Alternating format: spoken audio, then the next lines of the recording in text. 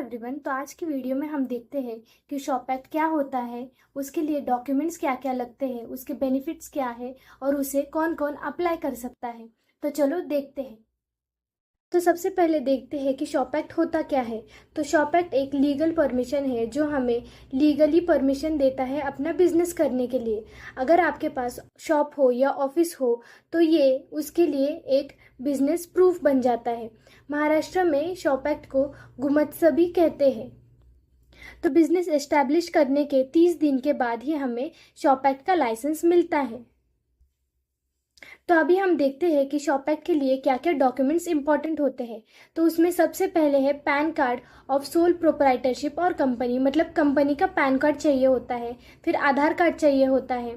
फिर शॉप की फ़ोटो, फिर पासपोर्ट साइज फ़ोटो, सिग्नेचर होना चाहिए, वो स्कैंड होना चाहिए। फिर डेट ऑफ बिजनेस एस्टैब्लिशमेंट, मतलब जिस डेट पे बिजनेस एस्टैब्लिश हुआ है वो डेट। फिर बिजनेस का नेचर क्या है वो। फिर number of employees, mobile number and email ID. फिर एड्रेस प्रूफ के लिए लाइट बिल और रेंट एग्रीमेंट, ये सब डॉक्यूमेंट्स रिक्वायर्ड है। अब हम देखते हैं कि शॉप एक्ट के लिए कौन कौन अप्लाई कर सकता है। तो उसमें सबसे पहले है सोल प्रोप्राइटर्स, फिर बिजनेस पार्टनर्स, फिर प्राइवेट लिमिटेड और पब्लिक लिमिटेड कंपनीज, फिर retail and wholesaler, service provider, ये सब शॉप एक्ट के लिए अप्लाई कर सकते हैं। इसके बाद हम बेनिफिट्स देखेंगे शॉप एक्ट के। तो उसमें सबसे पहले है कि हमें लीगल रिकग्निशन मिलती है। फिर ये हमारे लिए एक बिजनेस प्रूफ की तरह भी एक्ट करता है। फिर ये हमें बैंक अकाउंट ओपन करने के लिए भी बहुत इम्पोर्टेंट साबित होता है। तो अभी हम इसके बाद देखेंगे कि शॉप एक्ट फॉर्म कैसे दिखता है। हम उसका एक सैंपल देखेंगे। तो चलो देखते हैं। अभी हम देखेंगे शॉप एक्ट फॉर्म कैसे होता है। फॉर्म एफ जी जिनके बिजनेस में 10 से कम एम्प्लॉय है उन्हें शॉप एक्ट निकालना अनिवार्य है। चलिए तो फिर देखते हैं।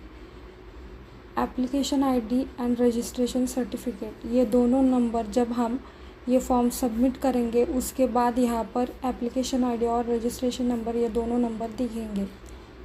चलिए तो फिर आगे देखते हैं। डिवीज़न विभाग, जो भी विभाग से आप अप्लाई कर रहे हैं शॉप एक्ट के लिए वो विभाग हमें डालना है। जैसे कि हम यहाँ पर पुणे डाल रहे हैं। डिस्ट्रिक्ट, जिला, जिस जिले से आप अप्लाई कर रहे हैं वो जिला हमें डालना है, तो हम यहाँ पर पुणे डाल रहे हैं। ऑफिस नेम, मतलब जहाँ पर हमने शॉप एक्ट के लिए अप्लाई किया है।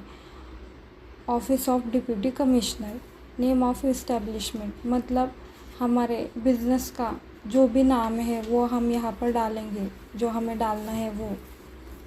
प्रीवियस डिटेल्स ऑफ इस्टेब्लिशमेंट, जैसे कि हम यहाँ पर न्यू रजिस्ट्रेशन डालने वाले हैं। Postal address and situation of establishment, मतलब हमें यहाँ पर हमारे शॉप का पूरा एड्रेस डालना है। हमारे शॉप का mobile number, email ID, date of commencement of business, मतलब जब हमने बिजनेस चालू किया है वो डेट हमें यहाँ पर डालनी है। नेचर ऑफ बिजनेस, जैसे कि हमारा बिजनेस का नेचर क्या है, मैन्युफैक्चरिंग, पार्लर, वो हम डालेंगे। यहाँ पर हम डालेंगे clothing and accessories boutique. Whether establishment fall under public और प्राइवेट सेक्टर, तो हम यहाँ पर प्राइवेट डालेंगे। टोटल नंबर ऑफ एम्प्लॉय, मतलब हमारे पास टोटल कितने एम्प्लॉय हैं, मैन कितने हैं, वुमन कितने हैं, ट्रांसजेंडर कितने हैं, टोटल कितने हैं, तो हम यहाँ पर वुमेंस 3 डालेंगे, टोटल 3।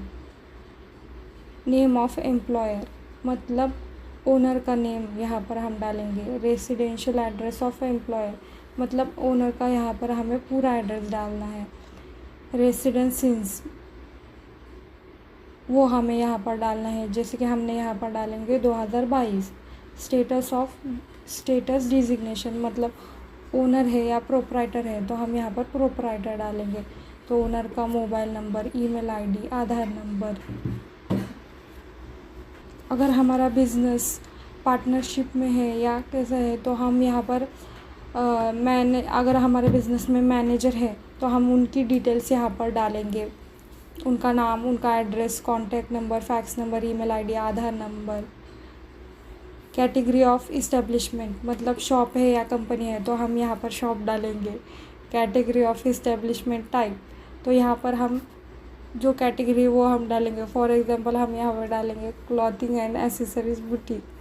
टाइप ऑफ ऑर्गेनाइजेशन, तो वो हम डालेंगे। यहाँ पर हम सेल्फ ओनरशिप डालेंगे। Name of the employer family employed in the establishment, मतलब हमारे फैमिली में से कोई हमारे बिजनेस में एम्प्लॉय है तो उनका नाम डालेंगे। वो कौन है, मैन है या वुमन, वो हम डालेंगे। तो पूरी ये सेल्फ डिक्लेरेशन ये हमें पूरा ये पढ़ना है। ये पढ़ने के बाद टिक करने का और ये हमें फॉर्म सबमिट करना है। डॉक्यूमेंट्स अपलोड करनी है। उसके बाद गवर्नमेंट फ़ीस भरनी है। वो भरने के बाद हमें यहाँ पर एप्लीकेशन आईडी और रजिस्ट्रेशन सर्टिफिकेट ये दोनों नंबर दिखेंगे। इसके बाद अभी हम देखते हैं शॉप एक्ट रिसिप्ट कैसी दिखती है। आप देख सकते हैं जो इन्फॉर्मेशन हमने लास्ट फॉर्म में देखी वो सभी इन्फॉर्मेशन यहाँ पर है। एप्लीकेशन आईडी नंबर, ओनर का मतलब हमारे बिज़नेस का जो नाम है वो यहाँ पर दिखेगा। हमारे पास कितने टोटल एम्प्लॉय वो दिखेंगे। जो ओनर है उनका नाम दिखेगा। शॉप का पूरा एड्रेस दिखेगा। आज हमने देखा शॉप एक्ट क्या होता है और उसका फॉर्म कैसे दिखता है एंड शॉप एक्ट रिसिप्ट। तो आज की वीडियो में हमने देखा कि शॉप एक्ट क्या होता है, वो कौन कौन अप्लाई कर सकता है शॉप एक्ट के लिए, उसके बेनिफिट्स क्या है, उसके लिए क्या क्या डॉक्यूमेंट्स इम्पॉर्टेंट है, और हमने एक फॉर्म का सैम्पल भी देखा है शॉप एक्ट फॉर्म का। तो अगर आपको भी शॉप एक्ट या बाकी कोई सर्विसेज अवेल करनी है तो आप हमारे फर्म NS टैक्स कंसल्टेंसी को कॉन्टैक्ट कर सकते हैं। Thank you.